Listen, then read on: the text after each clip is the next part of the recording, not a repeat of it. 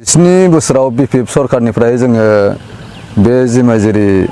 लखि मन्दिराव जों जेबो मोननो हायाखै। আমার কক্রাঝার সমষ্টির যে এটা 10 বছরে যে আমি অপমানিত হওয়া নিচিনা হয়েছো এর পর তেখেতে আমাক কাম কটাব এই ক্ষেত্রে জয়ন্ত বসুমতারি ডাঙৰীয়াক गुड मर्निं एवरीवन आशा खालामदों नोंथांमोना जोबोर मोजाङै दं आरो लोगोसे आंबो मोजाङै दं। लोगोफोर दिनै आङो मानि थाखाय मानि सोमोन्दै मा भिडिअ लाना फैदों नोंथांमोना निश्चय आङो सिगाङाव भिडिअ इन्ट्रो होनायावनो नुनानै बुजि मोन्दों बा मिथि मोन्दों नङा होमबा। जोंहा बिथाङा जाहैबाय इउपिपिएलनि सासे सोद्रोमा। बिथाङा जयन्त बसुमतारिनि माखासे खोथा बुंदों आरो लोगोसे हिरा सरोनिया बिथांनिबो सायाव माखासे खोथा बुंदों। बिथांमोनहा फैबाय थानाय एमपि इलेक्सनाव माब्रैबा देरहागोन एबा माब्रैबा देरहाया बेफोरनि सोमोन्दै माखासे खोथा बुंदों। दायो नोंथांमोना जाहाथे दिनैनि भिडिअखौ जोबजासिम खोनासङोब्ला निश्चय बुजि मोनगोन आरो आं बेखौनो आसा खालामो जे सिगांनिफ्रायनो बारे बारे बुंनाय बायदि जायो नोंथांमोनहा नोंथांमोननि गोसो बायदि नोंथांमोननि केन्डिडेटखौ सायख'नानै लानो हागोन गोसो गोरबोआव। जोंहा बेखौ बुंनांगौ जेबो गैया, नाथाय बेखौल'सो लुबैयो जे जोङो बयनिबो बा गेजेरनिनो जानानै जे नोंथांमोना जायफोरबायदि केन्डिडेटफ्रा जोंनि बर' हारिखौ एबा बर' समाजखौ मोजाङै मोजां नायलांगोन आरो माखासे जोंनि बर'नि बिर जोहोलावफोरा दिनैसिमबो जोबथेसालियाव जोबजानानै दङ। गासै एनडिएफबिनि दैदेनगिरि लिडार केडारफ्रा दिनैसिमबो माने केसजों फासिनानै दङ एबा न'फ्राव थादोंब्लाबो जायफोरा बिथांमोना दिनैसिम बिथांमोननि मेगनाव गोजों महर नुनो मोनाखै एबा मोखाङाव गोजों महर नुनो मोनाखै।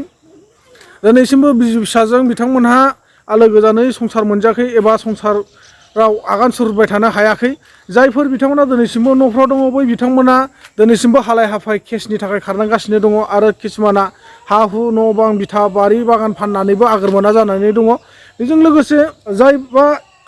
एनडिएफबिनि गायसनगिरि फाउन्डार रन्जन दैमारि सार बिथांमोननि न'खरनि गोबां बिसि फिसाफ्रानो दिनैसिमबो गोजोनै थानो हायाखै। बैफोरबायदि जाहाथे केसफोरखौ सोरबायदि सरकारा फैयोब्ला बा सोरबायदि सरकारा आखायाव लानो हागोन बैफोरबायदि केसखौ बैफोरबायदि दैदेनगिरिनोसो बा लिडारनोसो जोङो फैबाय थानाय एमपि इलेक्सनाव देरहाहोयोब्ला मोजां जागोन होननानै आं आसा खालामो। आरो बेल' नङा जे दिनैसिमबो जोंहा माखासे मोनसे समाव बर' हारिनि जानानै एबसुआनो जा एनडिएफबिआनो जा बिथांमोना सोमावसारबोदोंमोन, नाथाय एबसुआबो बा एनडिएफबिफ्राबो गाव गावनि जिउखौ सरकारनि आखायाव बावसोमनो गोनां जादोंमोन। किसुमान एबसु आन्दालन सोमावसारनाय समाव एबसुफ्राबो गोबां सुबुंफ्रा जिउ गोमालांदों। बेल' नङा आरो लोगोसे नों आं नङै सुबुंफ्राबो पाब्लिक महरै बिथांमोनाबो जिउखौ बावनो गोनां जादों एबसु आन्दालनाव बाहागो लानानै। बेजों लोगोसे जायफोर एनडिएफबिफोर बिथांमोना हारिनि थाखाय सेक्रिफाइस खालामदोंब्लाबो हारिनि थाखाय हाथियार लानानै सोमावसारदोंमोन बै बिथांमोनाबो मोनसे समाव गोबां माने सान्थि एकट जायैनि सिगाङाव गोबाङानो गाव गावनि जिउखौ दाउसा अमाफोर बायदि बावसोमनो गोनां जादों आरो दिनैसिमबो किसुमाननि गोथै सह डेड बडिफोरखौ नागिरनानै मोनाखै जादों। बै बिथांमोननि थाखाय जाहाथे जोंनि फैगौ बाराव जाय बिथाङा बेफोरबायदि खामानिखौ मावनो हागोन बै बिथांनो माने मोजाङै सानै हयै सेलेक्सन खालामनानै जोङो भटखौ होनानै देरहाहोनाया मोजां जागोन होननानै आं आसा खालामो। आरो जोंनि नुनायाव जोङो नांला बंसा गावनि बेसेन गोसा भटखौ जाहाथे ओरैबा ओरै बेखाराव माने दैयाव थांगार होआ जासे जाहाथे थि गोसो लानानै मोनसे थांखिजोंनो जोङो जायफोरबायदि बिथांखौ जोङो देरहाहोयोब्ला मोजां जागोन बैबायदि बिथांमोननो जोङो भटखौ होनानै बै बिथांमोनखौ गोजौसिम दैथायहरनाया मोजां जागोन। आरो दिल्लीसिम जोंहा पार्लियामेन्टहालागै जोङो जोंनि बर'फोरनि गेजेरनिफ्राय जिखुनु मोननै हान्जानिफ्राय बबे मोनसेया मोजाङै बर' हारिनि थाखाय बा बर' समाजनि थाखाय मोजां खामानि मावलांगोन बै बिथांमोनखौ जोङो एमपि महरै दिल्लीसिम फाथायहरनो हानाय जानांगोन। नङाब्ला जोङो जानला मेनला गाव गावनि उदै थाइसेखौल' नायनानै लोगोसे गावनि न'खरनि बिसि फिसाखौल' नायोब्ला बे माब्लाबाबो जानाय नङा। थिग बेबायदिनो जोङो बैफोरबायदि सुबुंनो भटखौ होनायनिफ्राय होयैआनो साबसिन। बेखौ जोङो जाहाथे उनाव फस्थायनो नाङा बायदि जोङो बे मोननै पार्टिनि गेजेरावनो सोर सासेखौ नोंथांमोना सेलेक्सन खालामो गोसो गोरबोनिफ्राय बै बिथांखौ दानिफ्रायनो रेडि खालामनानै दोनदो। आरो जोंनि बे बर'फोरनि गेजेराव नोंथांमोना नुगासिनो दङ दिनैसिमबो गोबां बर' बिमाफ्रा थैनोसै बैसोआवबो गाव गावनि फिसाफोरनि थाखाय सानखांनानै मेगनाव मोदै लानांगासिनो दङ। आरो जिबायदि मोननांगौ जोंहा सरकारनिफ्राय मोन्थाय दंमोन एक्सग्रेसियानि थैनानै थांनाय सुबुंफोरनि थाखाय मुंख्लं जानानै थांनाय सुबुंफोरनि थाखाय जिबायदि सरकारनिफ्राय जोंहा 5 लाख रां अनसुंथाइ मोननो गोनां दं बै अनसुंथाइखौ जोङो दिनैसिमबो मोननो हायाखै। आरो माखासे दंबावो जे एबसुनि माखासे सोमावसारनाय समाव जि समाव आन्दालन खालामबोदोंमोन बै समाव बिथांमोनाबो गोबां जिउ बावनो गोनां जादों बै बिथांमोनाबो दिनैसिमबो गावसिनि मोननांगौ मोन्थायफोरखौ मोननो हायाखै एबा साख्रि बाख्रियाबो दिनैसिमबो गैया एबसुखौ लानानै एनडिबिखौ लानानै जोंहा बर'फोरनि गेजेराव बेसेबांबा गिदिर मोनसे थामथि खोन्दो एकर्ड जानानै थांबाय बिटिआर एकर्ड बे बिटिआर एकर्डनि गेजेरजोंबो जोंहा बर' लाइमोन सेंग्रा सिख्लाफ्रा गोबाङैनो बेखाराव गोलैसोनानै दङ जायफोर एमए बिए मास्टार डिग्रि फरायनाय बै बिथांमोनाबो दासिमबो ओरैनो बेखाराव थासोबाय थानो गोनां जादों बिथांमोना बेस्राफोर उफाय गैयैनि जाहोनाव बाहेरायाव खारै खारै खामानि दामानि मावनानै जानो गोनां जादों सोरबा बायदिया न'खरखौ नायनो थाखाय बा न'खरखौ बिसि फिसाखौ फिसिनो थाखाय बिथांमोना दिन हाजिरा खामलाफोर मावनानै जाबाय बायनो गोनां जादों थेवबाबो बिथांमोना आगोर मोनाखै बेजों लोगोसेनो जायफोर बिथांमोना केसफोर जानानै दङ एनआइए केसफोर नांनानै दङ बै बिथांमोना बे हाजिरा मावनायजोंनो दिनैसिमबो गाव गावनि केसखौ फोजोबनानै लानो हाया जागासिनो दङ दिनै सरखारनिफ्रायबो जेबो अनसुंथाइ मोना बिथांमोननो केसाव थांनो थाखाय जेबो राहा लामा हरा ना बले गारि मथर ना बले गारि भारा ना बले उकिलजोंनो बिथांमोना सावरायहैयो बिथांमोननि थाखाय जुदि सरकारा माबा मोनसे थिरांथा लानायमोनब्ला दिनैसिमहालागै जोंनि बर'फ्रा बेफोरबायदि गोदाव सोराव मेगनाव मोदै लानानै गाबगुबाय थानो गोनां गैयामोन होननानै आं सानो अब्ला आं बांद्राय गोलावखौ बुंनो सानलिया लोगोफोर नोंथांमोना निस्सय बुजिखागौ गाव गावनि गोथौ मेलेमजोंनो सान्थौ गोनांफोर होननानै आं आसा खालामो नोंथांमोना जाहाथे बेखायनो फैबाय थानाय इलेक्सनाव जाहाथे जोङो मोजाङै मोजां गोसो गोरोबोनिफ्राय जायखौ एमपिनि थाखाय सेलेक्सन खालामगोन आरो दिल्लीसिम फाथायहरनो हागोन आं बेखौनो आसा खालामबाय जाहाथे मोजां एमपिफोरखौ जोङो सायख'नो हायो अब्ला लोगोफोर बांद्राय गोबाव खालामाजासे आङो बै बिथांमोना मा बाथ्रा बुंदोंमोन बिनि सोमोन्दै नोंथांमोना जोबजासिम नायनानै लादो आरो इउपिपिएल सरकारखौ मानि थाखाय रायजोफ्रा बाख्नायगासिनो दङ बा मोजां मोनगासिनो दङ बिनि थाखायबो नोंथांमोना जाहाथे जोबजासिम नायनानै बुजिनानै लानो हायो लोगोसे जाय इउपिपिएलनि सोद्रोमाखा बै बिथाङा जयन्त बसुमतारीनि सायाव मा बाथ्रा बुंदों नोंथांमोना जाहाथे भिडिअखौ जोबजासिम नायब्ला बुजि मोनगोन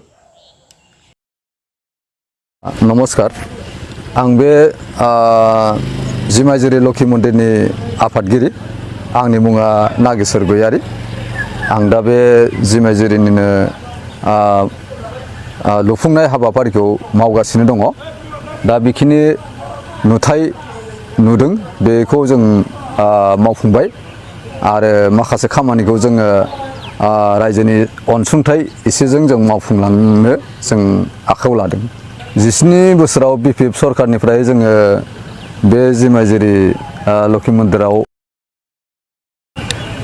नाथाय इउपिपिएल सरकार फैनायनिफ्राय आलारि सोरांखौ मोननानै जों जोबोरैनो गोजोननाय मोनदों थांखि दङ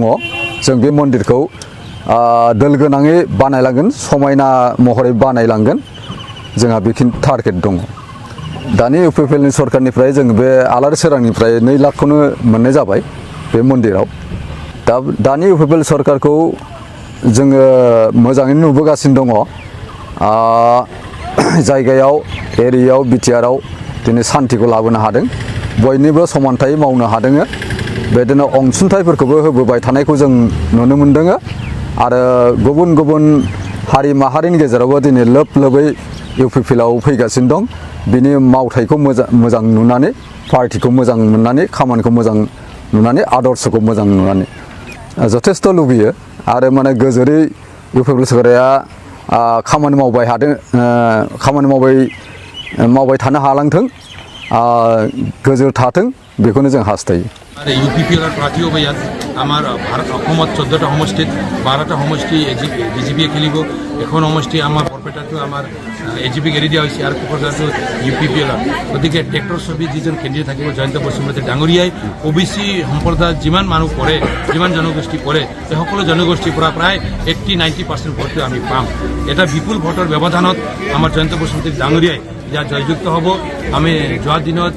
হাগ্ৰামা মহিলাৰীৰ ভুলৰ কাৰণে এটা নৱসৰণীয়া যিজন ব্যক্তিক আজি আমি সাংসদ বুলি ভাবিলেও আমি লাজৰ বিষয় আজি 10 বছৰ তেখেতে সাংসদ হিচাপে দিল্লীত গৈছে পাৰ্লিয়ামেণ্টত আজিলৈকে উঠি কিবা এটা কথা আমাৰ বিটিআৰক আগুৱাই লৈ যোৱাৰ কাৰণে বা কোকৰাঝাৰ সমষ্টিক আগুৱাই লৈ যোৱাৰ তেখেতে কিবা এটা কথা বা কিবা এটা বক্তব্য বা কিবা এটা প্ৰশ্ন তাত ৰাখিছে কোনেও আজিলৈকে দেখিব পোৱা নাই গতিকে এজন দক্ষ ব্যক্তি ভাল এটা জ্ঞান থকা ব্যক্তি আৰু ভাল পৰিৱেশৰ মাজত বিটিআৰক আগুৱাই লৈ যোৱাৰ কাৰণে তেখেতে নিশ্চয় দিল্লীত গৈ ভাল এটা আমাৰ ভালৰ হৈ তেখেতে কথাবিলাক উপস্থাপন কৰিব দাবীবিলাক উপস্থাপন কৰিব ডেভেলপমেণ্টৰ প্ৰক্ৰিয়া তেখেতে নিশ্চয় দিল্লীত গৈ আমাৰ দেশৰ প্ৰধানমন্ত্ৰী গৃহমন্ত্ৰীৰ লগত তেখেতে কাম কৰিব আৰু আমাৰ কোকৰাঝাৰ সমষ্টিত যি এটা যোৱা 10 বছৰত যে আমি অপমানিত হোৱা নিচিনা হৈছোঁ ইয়াৰ পৰা তেখেতে আমাক কাম কটাব তো এইটো ক্ষেত্ৰত জয়ন্ত বসুমতাৰী ডাঙৰীয়াক এজন ইণ্টেলেকচুৱেল ব্যক্তি তেখেতে যোৱা বিধানসভা নিৰ্বাচনত চিডলি সমষ্টিৰ পৰাও ৰুলিং পাৰ্টিৰ যিজন কেণ্ডিডেট আছিল তেখেতক বিপুল ভোটৰ ব্যৱধানত তেখেতে জয়যুক্ত হৈছিল গতিকে তেখেতক সকলোৱে ভাল পায় সকলোৱে তেখেতক এটা ভাল মানে ব্যক্তি হিচাপে সকলোৱে তেখেতক জানে শিক্ষিত এজন ডেকা বুলি তেখেতক সকলোৱে জানে গতিকে আগন্তুক দিনত আমি সকলোৱে মিলি এটা বিপুল ভোটৰ ব্যৱধানত প্ৰায় 3 লাখ ভোটৰ ব্যৱধানত আমাৰ যিবিলাক যিটো কণ্টেষ্টেণ্ট কেণ্ডিডেট হ'ব তেখেতকৈ আমি 3 লাখ বেছি ভোট পাম সেইটো প্ৰায় নিশ্চিত হৈ আমি ভাবিছোঁ বিপুল ভোট আমি পাব লাগে আৰু এই ভোটটো আমাক দিব 15,000 ভোটাৰ হ'লে এইটো প্ৰায় নিশ্চিত